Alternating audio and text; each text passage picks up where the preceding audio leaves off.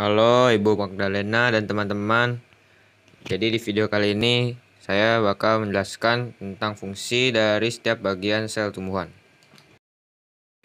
Jadi yang pertama adalah dinding sel. Dinding sel ini fungsinya untuk memberi bentuk sel tumbuhan, melindungi bagian dalam sel dari pengaruh lingkungan, dan menjaga sel tumbuhan agar tidak pecah akibat masuknya air secara berlebihan. Oke, yang kedua ada membran sel. Fungsi dari membran sel adalah untuk mengontrol masuk dan keluarnya zat dari atau ke dalam sel. Yang kedua, sebagai pelindung agar isi sel tidak keluar. Dan yang ketiga, sebagai reseptor atau menerima rangsangan dari luar sel.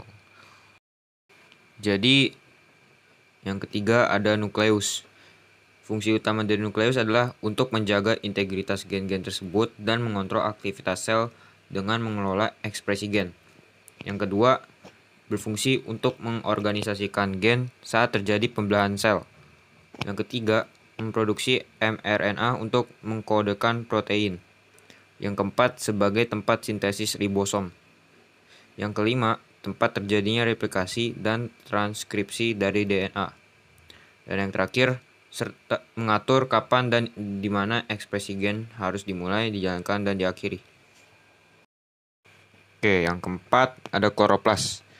Kloroplas ini berfungsi sebagai tempat terjadinya fotosintesis yang menghasilkan makanan pada tanaman dengan merubah air dan karbon dioksida menjadi karbohidrat dan oksigen dengan bantuan sinar matahari. Oke, yang kelima ada ribosom. Ribosom ini fungsinya sebagai tempat sintesis protein. Oke, yang keenam ada vakuola. Vakuola ini berfungsi sebagai tempat penyimpanan zat cadangan makanan seperti amilum dan glukosa.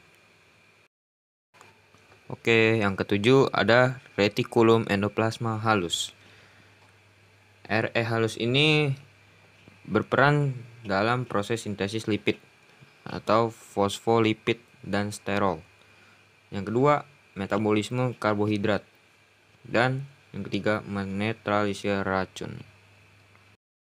Oke, yang ke-8 ada retikulum endoplasma kasar yang bergranula. Jadi berperan membentuk fosfolipid membrana sendiri dan sintesis protein sekretori, misalnya glikoprotein dan hormon insulin di dalam sel pankreas. Yang kesembilan ada badan Golgi. Yang pertama berperan dalam sekresi atau membentuk vesikula yang berisi enzim untuk sekresi. Yang kedua, membentuk membran plasma dari vesikula-vesikula yang dilepaskan. Dan yang ketiga, membentuk dinding sel. Oke, yang 10 ada peroksisom. Peroksisom fungsinya sebagai penghasil enzim oksidase dan katalase.